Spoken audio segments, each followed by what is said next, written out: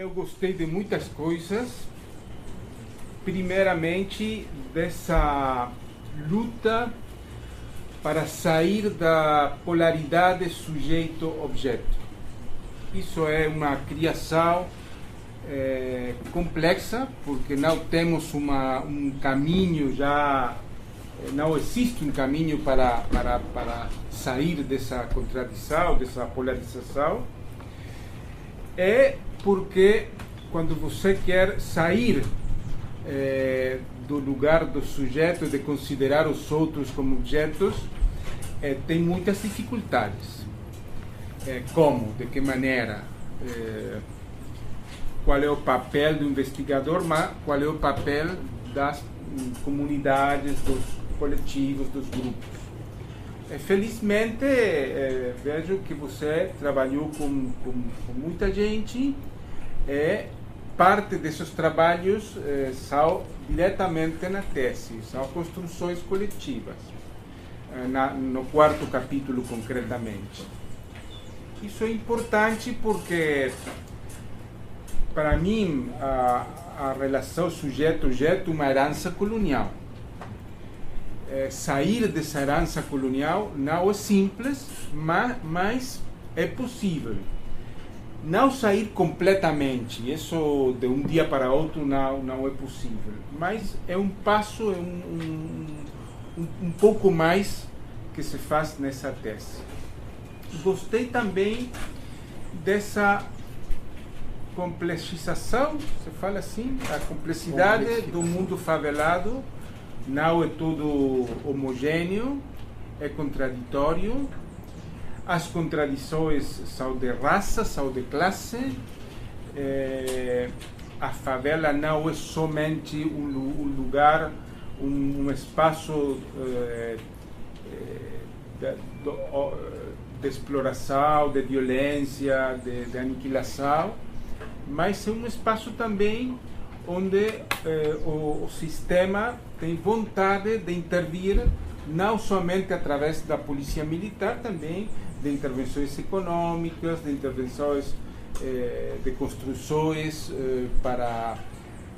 fundamentalmente para o transporte, os teleféricos, essa história que você relata no box 3, em Manguinhos, criar espaços que não são próprios da favela, mas são intervenções interessantes desde o ponto de vista de que não é somente a repressão, a violência. Essa complexidade achei muito interessante. Acho que devemos...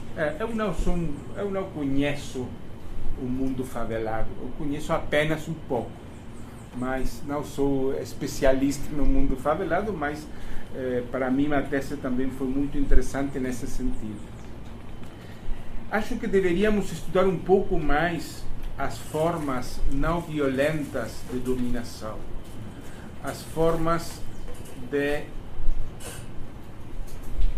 no caso da Rocinha hoje, não? De criar diferenciação social no mundo favelado, através do transporte, do turismo, de muitas intervenções, porque normalmente falamos muito da violência, da PM, de tudo isso, mas acho que está muito bem, mas acho que deveríamos estudar um pouquinho mais, porque acredito que no futuro essa classe de intervenções do Estado e do capital serão maiores.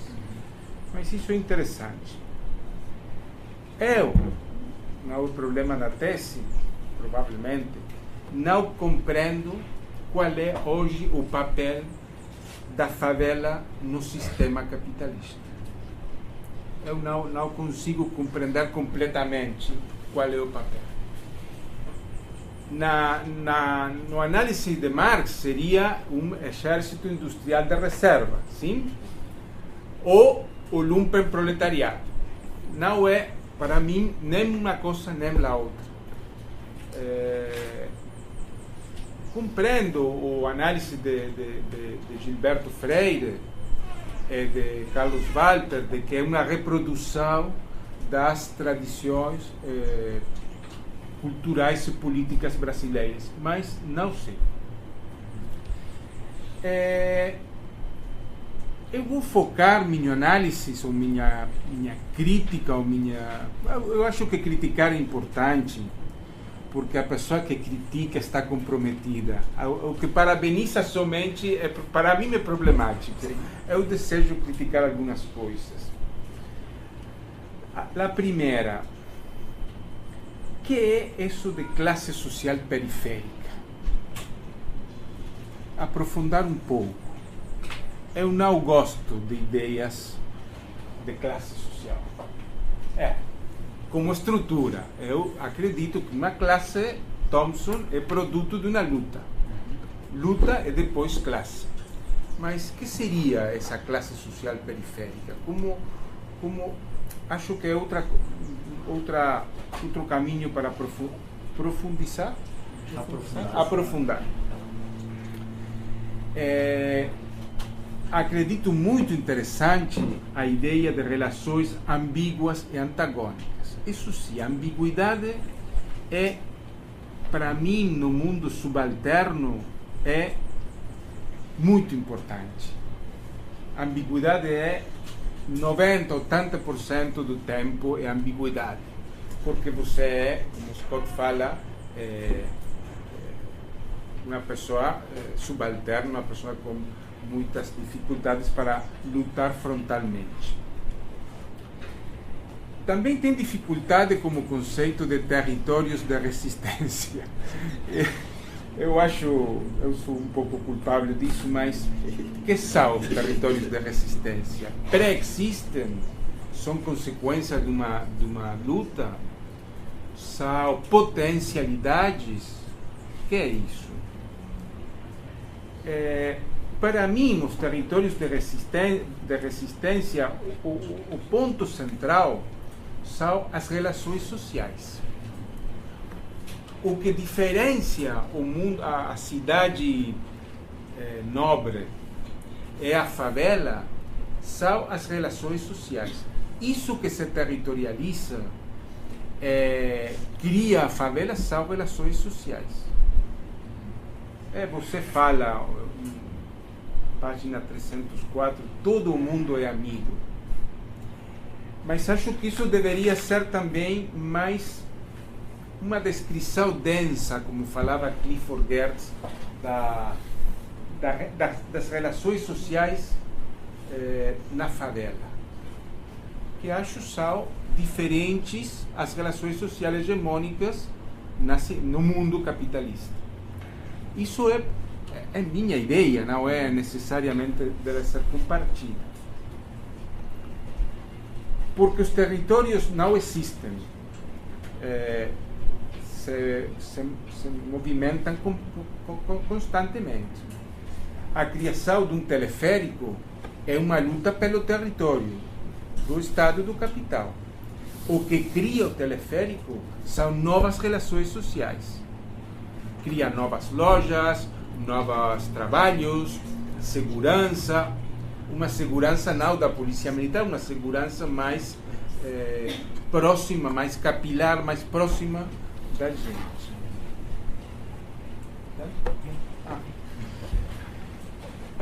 Em concreto, tem 3 ou 4 perguntas para você. Qual é o papel dos universitários nas organizações, nos grupos, nos coletivos que você estuda e outros? Ou pessoas externas. Por que essa pergunta? Porque acho que na história dos movimentos dos subalternos sempre foi o encontro entre os subalternos, ou um pequeno grupo dos subalternos, e pessoas que chegam de fora, agora muitos universitários, ou militantes, mas o importante é que isso é um encontro de saberes. São 2 saberes diferentes que se encontram. No caso do zapatismo, isso é claríssimo.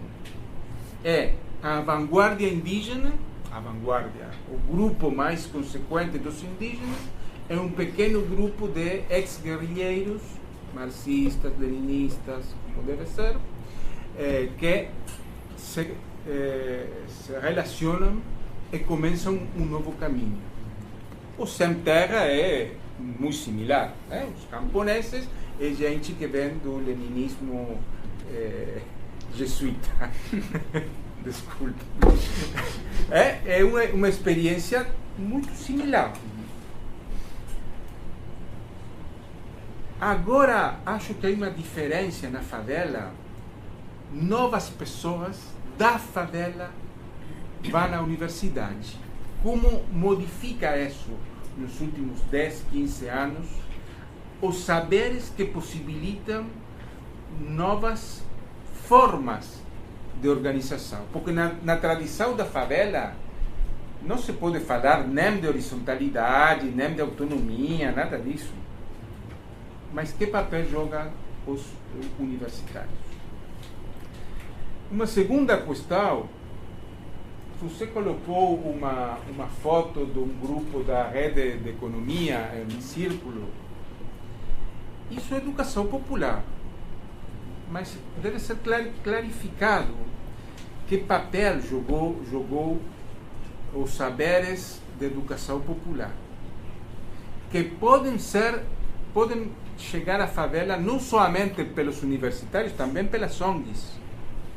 Aunque eu posso criticar as ONGs, alguns de seus saberes podem ficar lá na favela, em lideranças ou em formas, normalizar formas de se reunir em círculo, caso.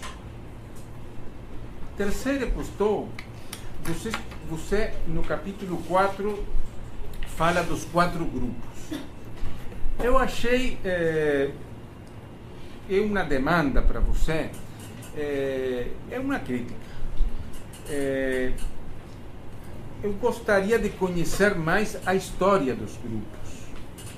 Os grupos não se podem compreender sem sua história. O movimento de comunidades populares, eu falava ontem com você, para mim, porque eu sou velho, conheço algumas coisas, eles vêm da teologia da libertação e das comunidades eclesiais de base, o início, acho, não sei.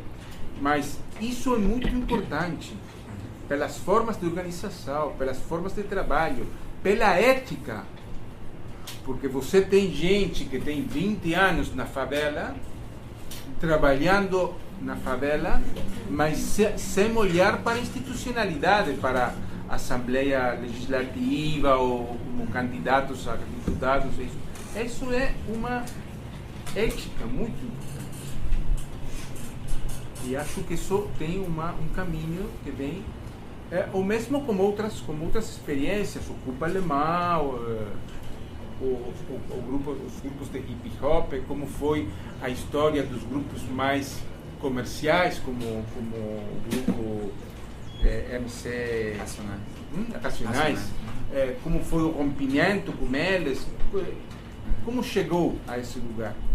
Porque se você contextualiza, vai compreender que de 100 pessoas que começaram o hip hop ou a teologia da libertação, você tem 3 ou 4 somente que continuam na base, como esses grupos que você trabalhou, mas isso é como um sedimento, um concentrado de experiências. Esse concentrado não se pode ignorar. Finalmente, você fala como investigador, pesquisador e militante. Eu gostei muito da parte do trabalho em que você fala de resistências explícitas e implícitas. Isso é muito interessante porque permite compreender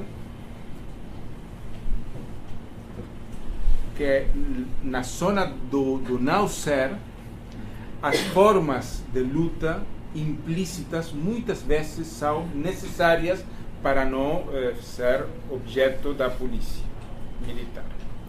Isso é importante. Mas minha pergunta final é: o conceito de militante, que é um conceito antigo,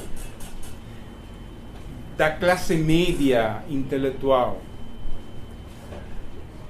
eurocêntrico, é o que fala, o que conhece, o que leva a luz ao povo, que leva a luz, ilumina o povo que está às escuras. Essa ideia de militante na favela ou nos outros grupos subalternos é adequada? O militante é o herdeiro do sacerdote, não? Que fala para os outros. Não devemos, assim como devemos reconstruir a ideia do pesquisador universitário, que isso está muito bom, hemos falado disso, mas também não devemos reconstruir essa ideia do militante, né? Que tem necessariamente uma relação hierárquica com os demais? São perguntas que eu falo também para mim, porque não temos respostas para muitas delas, mas sim estamos, quando fazemos essa classe de trabalho que você faz, tocando os limites conceituais e políticos do pensamento crítico das ideias emancipadoras. Muito obrigado.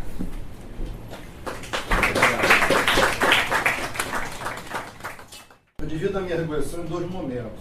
Né? Primeiro momento seria o das virtudes, da forma e das virtudes. Da forma, onde eu vou trabalhar justamente o aspecto teórico metodológico e os conceitos. Né? Então eu vou dizer o seguinte: a argumentação da tese esclarece os pontos gerais e destaca os atores sociais, individuais e coletivos com bastante clareza. Ao que tudo indica, optou-se pela diluição do discurso, né, da discussão conceitual no corpo do texto, como um todo, ainda que existam capítulos mais especificamente com essa função. Isso confere certa leveza, que é favorecido pelo estilo coloquial apresentado em algumas partes do texto. Você acaba passando em revista autores das mais diversas tendências e orientações. Visitou-os na centralidade de seus argumentos e perspectivas, possibilitou o diálogo entre eles, esforço intelectual, na minha avaliação, notável. É tirar o fôlego o conjunto de referências de autores e obras que você faz desfilar nas suas mais de 400 páginas. Mas o que é surpreendente é o que poderia ser considerado referencial teórico eclético, poderia ser, no sentido pejorativo, é muito diversamente uma exposição bem articulada de argumentos em favor das suas teses centrais. Você traz para as páginas da sua tese, né, pós-estruturalista, marxista heterodoxo, anarquista, politicamente identificados e epistemologicamente referenciados no contexto geral da sua análise. Isso é muito bom. É muito importante já ter colocado nesse seu trabalho o lugar de onde você está falando e qual é o seu objeto. Né? Você está falando do lugar do investigador militante, já na página 21 você coloca isso. O complemento na página 23 ainda é mais esclarecedor. Eu faço aqui um complemento aí para você, depois você faça essa leitura, porque não tem como avançar também nessas leituras. É interessante a sua virada epistemológica em relação à geografia a partir de 2013. Eu falei isso na página 24. Né? Surge ali o investigador militante? A pergunta é essa. É ali, em 2003, que surge o investigador militante? Uma pergunta que eu acho importante, acho até todos nós aqui devemos estar curiosos em relação a isso. Tabelas importantíssimas. Você coloca umas tabelas importantíssimas. Tive alguma dificuldade até para entendê-las, mas quando entendi, também percebi a importância das mesmas. Né? Sua capacidade de complementar com tabelas e gráficos o seu esforço interpretativo merece todos os elogios. Muito feliz nessa citação do Einstein. Você fala uma citação sobre a questão da ciência, que o Einstein diz, né? A ciência não pode criar fins e muito menos incutidos em seres humanos. Quando muito, a ciência pode fornecer os meios para atingir determinados fins que tem a ver com um debate sobre a caixa de ferramentas. Parece que você quis ressaltar com essa, que é quase uma epígrafe de capítulo, se não me engano. Aí está na página 23. Excelente utilização do Rudolf de Jong. Cita aí o livro, né, que também está na sua biografia. Boa a apreciação da necessidade de identificar os campos teóricos e acadêmicos e a relação destes com as práticas de resistência. Boa utilização de Harvey, Holloway e de Bush. Importante essa sua ponderação sobre a necessidade de Holloway assumir que dialoga com elementos do campo libertário. Ou seja, em essência, são elementos do campo libertário que não são assumidos. Isso aparece também em vários outros autores. Foucault, por exemplo, faz muito isso, né? E não apenas. Você foi muito feliz ao sublinhar o papel de Thompson, tanto mais por fazê-lo na mesma página que você apresenta o conceito de autodestruição de Castoriadis. Que existe uma relação muito estreita entre Thompson e Castoriadis, que, por uma série de questões, inclusive ideológicas, talvez preponderantemente ideológicas, na universidade, né, tendem-se, né, a separar os dois. Quando, na verdade, estão muito próximos, existe um diálogo muito estreito entre esses dois autores. A meu ver, seminais para o seu tipo de análise, por exemplo. Aí eu indico para você um outro livro, que é um livro com obras póstumas do Thompson, organizado pela Dorothy Thompson, companheira do Thompson. E nesse livro, Thompson se diz muito mais um materialista histórico do que propriamente um marxista. Ele não se enxerga marxista, mas sim um materialista histórico. E aí, obviamente, se entende uma série de elementos, inclusive o debate sobre classe como um processo de autoconstrução da luta, e com elementos de cultura, né, muito fundamentais. Você coloca umas outras questões que são levantadas que são muito importantes, né, elas estão todas aí citadas, eu não vou ler aqui por conta exatamente do tempo. A sua citação de Holloway na página 132 é excelente. Palavras de Holloway: socialismo científico é a teoria da emancipação do proletariado, mas certamente não da sua autoemancipação. Acho que essa frase é de uma pertinência para aquilo que você está colocando, que é uma pertinência fundamental. Mas eu acho que você foi feliz em colocar essa frase no lugar onde você a colocou. Sobre a ideologização da ciência, vale citar alguns trabalhos recentes sobre o próprio anarquismo. Por exemplo, do Russell van der Voort e do Michael Schmidt, né?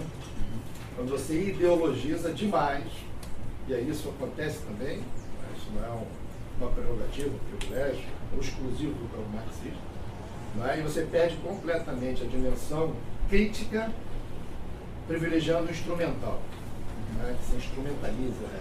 Isso é muito ruim, acho que você denuncia isso, a meu ver, com algum sucesso. O último parágrafo da página 232, você faz uma brilhante relação entre as zonas de não ser, né? Por favor, nós falamos, do Fanon, e a ideia centro-periferia. Tá? Eu achei muito original essa abordagem, até porque o Fanon está sendo retomado agora, algumas traduções em português, inclusive, em Portugal estão sendo feitas, novas traduções do Fanon, à luz de um debate que é muito novo. A questão, né, do pós-colonial. Eu acho que essas traduções, novas traduções para a língua portuguesa, não estão sendo feitas por acaso. E não apenas no Brasil, né? No Brasil, na verdade, existe a velha tradução, mas existe uma tradução nova feita em Portugal. Então, acho que isso, no mínimo, aponta para alguma coisa, é um sintoma de algum tipo de movimento. Importantíssima a recuperação do Gustav Landauer. Concordo com a inadequação do conceito usado pelo De Jong de movimentos pré-políticos. Eu acho que aí entra também no caso, apontado por mim no início, de que a língua é fascista, talvez, né? A quantidade de conceitos naquele momento, nos anos 70, ela fosse muito acanhada, em termos de quantidade, que o próprio De Jong não tivesse elementos na sua caixa de ferramentas para substituir essa linguagem, a meu ver, como o seu, muito inadequada. Vamos lá. Muito reveladora a sua definição, levando em consideração o Benevitz, né, de sujeitos revolucionários, critérios de consciência e de possibilidade. A ideia da consciência e da possibilidade achei muito importante. Bom, Acho que nessa passagem, algumas passagens que você usa, como essa aqui, relações centro-periferia e sua compreensão são o pano de fundo sobre o qual movimentos sociais de base desenvolvem práticas espaciais dominantes, suas práticas espaciais de resistência. Eu acho que essas passagens, elas dão muito a tônica do que é o seu trabalho e ajudam muito a compreensão daquilo que você está fazendo. Bom, a questão do conteúdo. No Fórum Social, você esteve no Fórum Social Europeu em Paris em 2003, né? E aquele Fórum Social foi muito importante, que ele foi uma tentativa de fazer um debate europeu a partir daquilo que estava acontecendo no Cone Sul, né? Eu acho que eles não conseguiram, mas houve um esforço, talvez sincero, mas com uma presença importante de partidos políticos, né? Uma presença muito importante de partidos políticos, que eu acho que de certa forma desvirtuou, mas isso também não foi diferente no caso daqui do Brasil. Fundamental a articulação entre as organizações de fóruns organizativos, eu falo da roça, da rede, né, que existe de economia coletiva, do Fórum Popular, do Bazar do Bom, do Ocupa Alemão, Jardim Crucicala, Águia, etc, etc, etc. Importantíssimo o resgate dessas experiências recentes.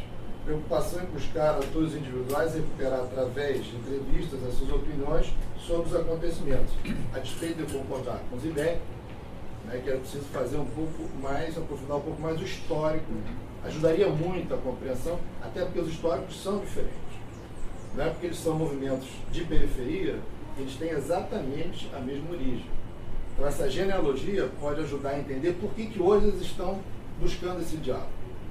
Talvez até na superação das suas próprias histórias, como eu acho que é o caso, por exemplo, de alguns movimentos com os quais nós dialogamos. Né? A superação da sua própria história. Bom, indicando a página 329, dossiê sobre contexto dos grupos, mostra uma extraordinária crônica sobre os grupos tratados. Então, existem umas crônicas que também são muito boas. Né? Agora vem as lacunas.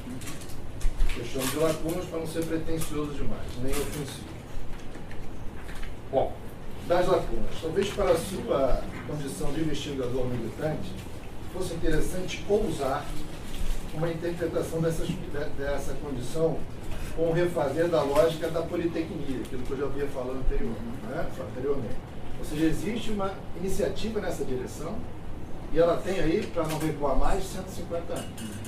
Eu achava interessante, ainda que como nota de perifragem, você colocasse isso. Veja, o que estou colocando é uma preferência pessoal minha e uma demanda que tem a ver com a minha própria formação. Não é uma determinação sobre aquilo que você tem que fazer a partir de agora, mas é a minha tarefa também fazer isso na condição de arguidor. Né? Além disso, muitas partes do seu texto se encontram com alguma repetição. Eu acho que você poderia eliminar muitos parágrafos. Na página 20, você fala de uma geografia libertária e libertadora. Eu pergunto, você vê os termos libertário e libertador como sinônimo? Mesma coisa? É uma pergunta. Obviamente, eu já na pergunta discordo, né, se for o caso de entender como sinônimo. Segundo você, abre aspas, favelas, em sua condição de territórios periféricos urbanos, são territórios de resistência constituídos por práticas resistentes, de forma implícita e explícita, que podem contribuir para a construção de uma sociedade de todos e todas, horizontal, descentralizada, autogerida, solidária e justa. Foi sempre assim? A favela foi sempre assim? Ela surge assim desde o seu início? Ou há um processo histórico que explica isso? Você não trata isso no seu trabalho. Eu acho que merecia, no mínimo, um subcapítulo para falar um pouco dessa história. Até porque a gente sabe que as favelas são muito diferentes. Você mostrou um pouco isso na questão do espaço geográfico. E como a minha formação é de historiador, eu me ressinto muito desse trabalho de genealogia histórica.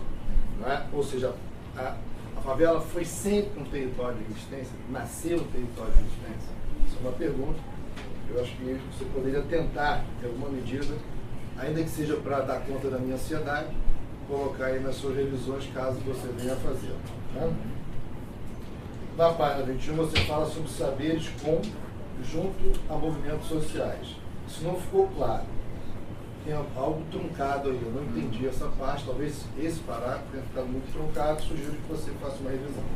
Quando você utiliza a perspectiva da autoemancipação, página 37, com saberes, fazeres, na página 46, você o faz na mesma medida da ideia de auto-instituição do Castoriadis? É uma pergunta. Porque como você cita Castoriadis, me pareceu isso um pouco um debate sobre auto-instituição. Aí eu estou te provocando, tá? Já que você citou o Castoriadis, eu gostaria de vê-lo retomado em alguns pontos. Né? Sob pena de você exatamente igual naquele erro que eu denunciei no início, de falar sobre ideias que já foram debatidas sem fazer a justa e merecida referência. Tá? Repito, isso tem a ver também com uma demanda, né, da minha própria formação. Você cita Castoriadis adiante, na página 248, mas não relaciona ou aproxima os dois conceitos. Fala ainda, na página 260, sobre a instituição de Castoriadis, não faz a remissão. Sobre a posição do diálogo entre marxismo e anarquismo, na página 57, indica o texto do Daniel Guerrin, publicado na coletânea Anarquismo e Democracia Burguesa, que foi lançado pela Global em 87. Uma falta, né, eu vejo, é explorar um pouquinho mais o debate a partir do pensamento de Proudhon, que fala, na verdade, da autonomia operária, do povo, né, chama de povo, um conceito mais amplo. Ele diz que é amplo de propósito, né, que a sociedade está em construção e não existe apenas um grupo de oprimidos, existem vários grupos de oprimidos. O operariado clássico não é o único a ser oprimido pelo capitalismo, a gente chama de povo, né, no sentido mais amplo. Então, eu sugiro que você, em algum momento, fale do ideorrealismo do Proudhon, porque o ideorrealismo do Proudhon é exatamente o que você está tentando fazer e fez. Não é? O realismo seria a prática concreta e o ideo seria o pensamento e a ação, que tem a ver com a lógica da politecnia pensada, não é, pelos trabalhadores na Associação Internacional dos Trabalhadores, e diga-se, a Associação Internacional dos Trabalhadores não foi uma realização concreta daquilo que Proudhon pensou em vida. Então, foi uma realização da classe trabalhadora. Tá? Então, eu acho importante debater esse idealismo, tanto mais porque você, não é, elenca uma série de elementos que são fundamentais, todos eles, da tradição anarquista. Eu teria mais coisas a dizer, né, mas vou só finalizar com uma outra perguntinha. Na página 274, você fala em territorialidades anti-hegemônicas. Uma vez que você usa o James Scott, critica exatamente a perspectiva de hegemonia, será adequado usar esse termo anti-hegemônico? Uma pergunta que eu faço, não me aproveitando do deslize seu, mas me aproveitando, obviamente, daquilo que todo revisor deve se aproveitar, de uma lacuna. Repito, minha pretensão aqui é muito modesta, embora já tenha me estendido demais, e agradeço por ter me chamado para a banca, a respeito de não ter todas as qualidades necessárias para estar aqui, mas a ousadia eu tenho.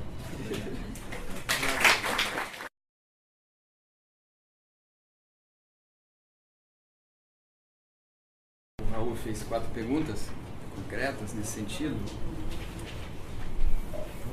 A primeira foi do papel dos universitários nos movimentos sociais de base. Eu acredito que os próprios companheiros que estão aqui da Maré, a própria questão da história do movimento social, tal como eu a conheço lá, tem muito a ver com esse processo.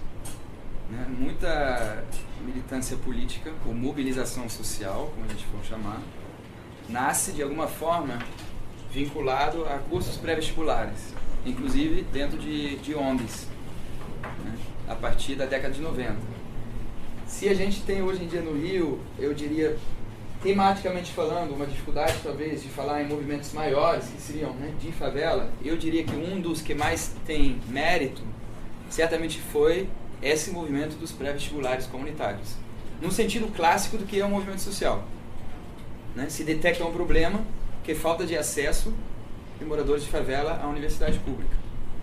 Se constrói uma ferramenta, né, de combater essa necessidade, e isso perpassa questões, inclusive, ideológicas. A gente vê uma diversidade de correntes, né, ideológicas se inserindo nessa dinâmica de oferecer cursos pré-vestibulares, né, gratuitos, e não resta ali. Não é simplesmente um cursinho, é muito mais que isso. É um ponto de partida para uma articulação. Isso é a primeira coisa.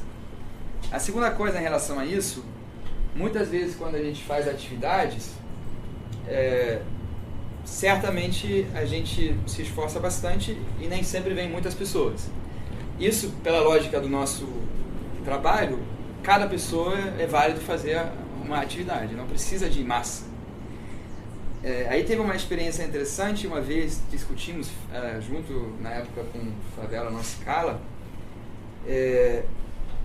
a questão da ocupação militar que estava se pronunciando e tudo mais, e tinha 5, 6 pessoas dos nossos grupos, e os companheiros do Favela Nossa Escala chegaram e falaram: cadê os moradores? E aí nem estou falando de mim, até eu acho que o Alexandre também esteve presente na época. Ou seja, qual é o conceito de morador, sendo que todos os outros são moradores, mas tiveram acesso, por exemplo, através dessa luta, à universidade. O próprio movimento social e as correntes revolucionárias trabalham ainda com uma visão muito romântica de que é um morador de favela, aquele sujeito puramente revoltado e pouco formado. Hoje em dia a diversidade é tão grande, e aí que entra de novo a nossa discussão resistência à dominação, que nós defrontamos, eu diria, não com poucos sujeitos pensadores das favelas que colaboram com a dominação.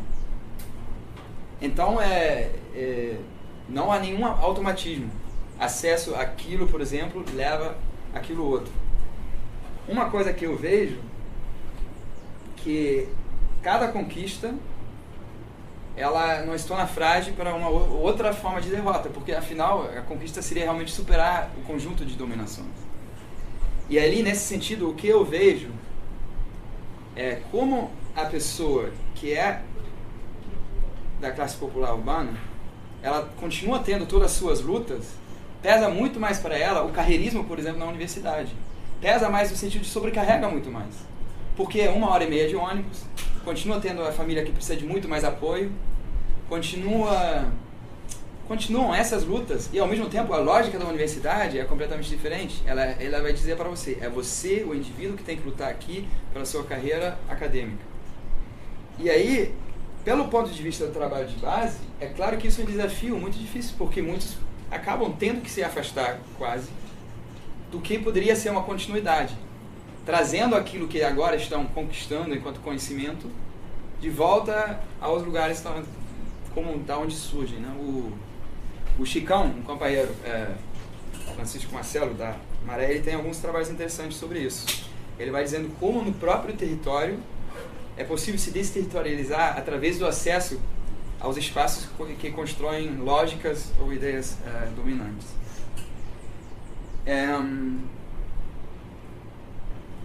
E ali eu acredito importa um pouco na construção o nosso trabalho de baixar a bola, eu chamaria, de descer do trono, de entender que talvez até mais problemas do que soluções a gente consegue trazer vindo de uma instituição que o tempo todo está nesse jogo e alguém tenta injetar mais formas dominantes para tornar os sujeitos que estudam, sujeitos que funcionam a favor do sistema.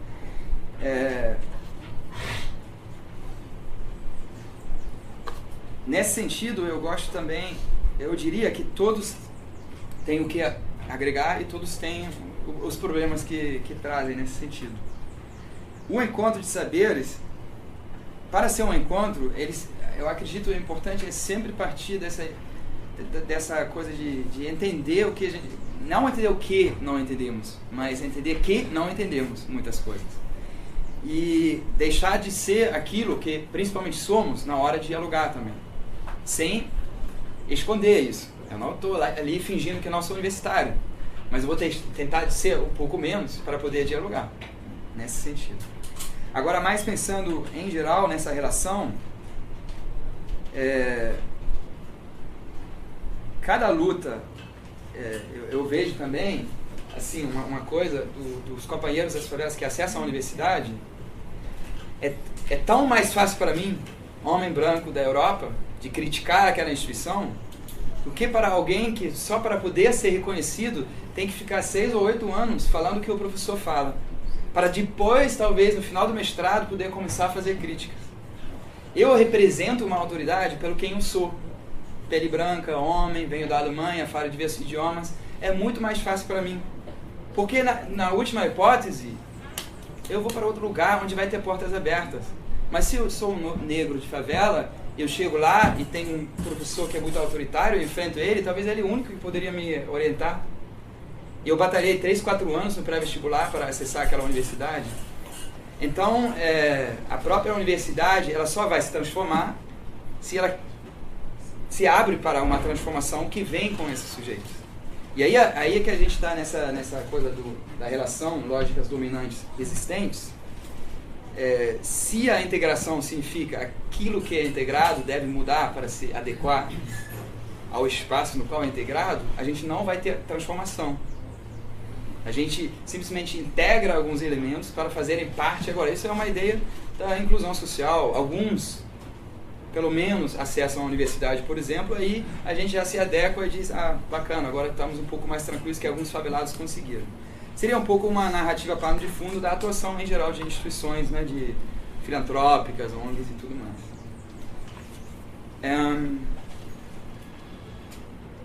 Ali a questão do... Acho que aí eu posso vincular um pouco. Certamente uma das principais lacunas é a própria questão do tempo. A minha relação com a questão do tempo. Primeiro, que eu tenho poucos anos no Rio de Janeiro e as ansiedades me fazem refletir muito. Como cada um que convive na cidade vai refletir muito. Ainda por cima sou geógrafo. Então eu tenho essa ousadia inversa de dizer que vou usar o espaço e vou fazer a minha leitura a partir daí. Tanto que eu coloquei até no Thompson uma coisa que ele fala de uma fotografia. Eu digo, olha, nós achamos que conseguimos ver bastante coisa num olhar para, né, o conjunto. Mas, ao mesmo tempo, aí falando, por exemplo, com o Milton Santos, o espaço é a acumulação desigual de tempos. Então, até na minha análise geográfica, falta essa dimensão. Que eu vinculo ela com as 4 dimensões, como eu falo no território, espaço, vinculo com luta de classes, isso simplesmente faltou. E eu senti em alguns momentos que eu queria falar dessa dimensão temporal, eu realmente não tenho as ferramentas. Eu não tenho a leitura para poder realmente pegar o tempo também e fazer o que eu faço com o espaço, por exemplo. Então acho que está ali muito mais uma perspectiva para os próximos anos do que para algo que conseguiria, vamos dizer assim, consertar agora. Isso seria hipócrita pelo meu lado, né? Fingir que agora eu vou conseguir falar. E aí tem uma outra coisa, a genealogia desses movimentos, talvez a gente esteja se conhecendo bem demais entre os grupos, que a dinâmica das próprias oficinas não fez surgir mais essas dúvidas. Nós, vamos dizer assim, nós confiamos na metodologia em comum, que é atuar na base e tudo mais, que nem questionamos tanto coisas que são realmente muito importantes. E aí cada um dos 4 grupos, na verdade, teria um mundo para se abrir. Só pegando, por exemplo, vamos dizer, o Cupo Alemão, o Ninguém Que Não Se Cala e o MCP. O MCP, felizmente, vai ter um trabalho na história, um doutorado, que deve sair em fevereiro, março, de uma companheira que acompanha o movimento social para estudar a história desse movimento, a Mariana Pena. A gente acompanhou em diversos momentos junto e não vou relaxar por causa disso, mas eu sei que alguém vai trabalhar essa questão e vai trabalhar de forma muito bem trabalhada. Então, pelo menos isso está sendo feito. Agora, o MCP, sim, vem da evangelização rural, né? Vem dessa década de 60, 70. Se a gente for pegar o grupo de hip hop, a gente tem um mundo da resistência negra em relação à cultura urbana. É uma outra, né, caixa enorme que a gente abriria. O coletivo Ocupa Alemão, eles estão muito mergulhados, né, tem 2, 3 anos nas questões raciais, a favela como um espaço de resistência negra. Muita coisa que eu aprendi ali, que nem estava ainda nessas, talvez, leituras, reflexões, vieram através disso. Então isso pode, até para o próprio livro, eu diria, seria uma proposta para os nossos grupos, da gente ainda aprofundar um pouco mais. Talvez até entrevistar uns aos outros um pouco mais sobre surgimento e trajetória. Então acho que isso é um pouco em relação à questão das histórias e que faltam. eu concordo. Eu diria que aqui teria uma tensão entre o que seriam termos genéricos, ou nativos, que o Marcelo Lopes de Souza fala em termos nativos, e talvez termos conceitualmente bem fundados. Eu simplesmente uso militância porque a gente sempre fala de militância. Não, militância. E não me coloquei talvez a tarefa, né, de aprofundar suficientemente, por exemplo, o que é esse termo mesmo, por que a gente usa ele, porque talvez na nossa prática e relação, nos grupos a gente entende que ele é um termo muito limitado, ao mesmo tempo que a gente não deixa de usá-lo, né? Porque a gente entende que para essa ideia do resistir, né? R-existir, nos espaços populares, entende que essa luta da resistência, ela impede de pensar uma separação entre o que seria a militância pura, do sujeito iluminado, inclusive, e aquele outro. Talvez tensionando até o limite esse conceito, que mesmo assim continua uma prisão, seria apontar para a necessidade, que eu espero ter feito de alguma forma, de que nós pretendemos ser muito mais militantes a serem iluminados do que a iluminar. Aquele que entende que tem que aprender para poder agir. Então,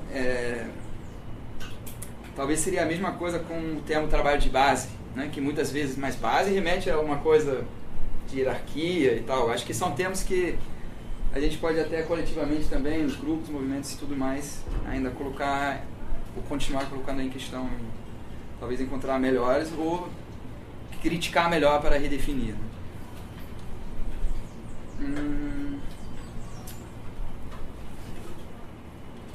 Então, agora mais algumas virtudes do Alexandre em detectar lacunas. Eu acredito que tem vários autores que eu deveria ler muito mais, ou ter lido muito mais, que eu não li. Entre eles o Castoriadis, o Thompson, o Lefebvre, inclusive, que está o tempo todo como pano de fundo, mas isso não é uma intenção, que simplesmente muitos se referenciam a ele, e aí eu entendo que o próprio Foucault também é um pano de fundo, muitas vezes. Talvez o que vocês chamam de ecleticismo, ele coloca esse limite. Eu vejo dos dois lados, né? Por um lado, a vontade de dialogar, porque essa é a minha forma de me relacionar com autores em geral. Eu sempre dou abertura para saber quem é, e não digo, esse é um tal e tal, então nem vou ler. Eu vou ler, eu vou ver. E a outra, eu acredito, a própria limitação do projeto em si. Que, enquanto investigação militante, eu entendo que uma boa carga de leitura foi uma leitura que eu chamo de leitura do real. Ou simplesmente, no meu tempo, toda semana era um encontro, são reuniões, como a gente faz a militância. Então, eu não consigo ser um estudioso o suficiente para dar conta das minhas lacunas, eu diria. É claro que isso, para as próximas, sei lá, que for, décadas, eu vou tentar preenchendo aos poucos. Mas eu vejo que tem outras densidades possíveis de como a gente aprofunda na leitura conforme o tipo de projeto que a gente se propõe. Acho que o meu projeto não me permitiu tanto pegar alguns autores especificamente, inclusive que me deram a vontade de conhecer melhor, ler mais, e acho que ficou um pouco... E é o próprio Proudhon, né? Não só o que você coloca aqui do ideorrealismo, que acho que tenho que conhecer melhor, como também o que a gente conversou no momento da dialética serial, né? Que eu também tenho que conhecer melhor, né? E, bom, acho que está aí para ser lido e estudado futuramente. Eu concordo plenamente, acredito o termo anti-hegemônicas, ele não se aplica, simplesmente colocar resistente no lugar, daria mais conta e melhor conta também, acho que da própria discussão, que a minha é dominação-resistência e posso ficar dentro daquilo ali. Acho que isso aí é uma coisa que deve ser tirada e mudada. Né?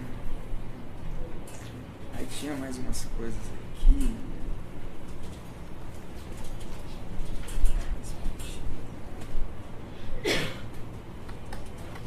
Essa questão da autoemancipação e emancipação do Holloway, realmente quando eu li isso abriu um monte de portas, porque a princípio, pelo ponto de vista, eu diria, do pensamento libertário, a palavra emancipação não precisaria do auto. Porque a gente entende que emancipação é uma autoemancipação. Mas a gente dialoga com muitos campos que entendem um pouco diferente. Inclusive até 2 companheiros nossos foram para um encontro em São Paulo com militantes que racharam com outros movimentos sociais, e a pergunta mais ou menos era como organizar os trabalhadores, né? E aí a nossa pergunta é como a gente se auto-organiza, minimamente junto, em diálogo e tudo mais. Então, nesse sentido, os saberes fazeres, eles, como eu falei um pouco no início, eles vão ser impossíveis, eu diria, de serem anotados por uma pessoa. Ninguém de nós vai poder escrever a Bíblia. Isso seria horrível, até já enquanto ideia. Ou seja, quando a gente escreve, a gente sai do saber fazer e constrói um saber com. E se possível, e se ele é construído em diálogo, ele pode realimentar o processo de construção de saberes fazeres. Então, acho que nesse sentido eu entraria talvez na ideia do Castoriadis da autoinstituição, mas eu vou ter que aprofundar melhor o próprio Castoriadis.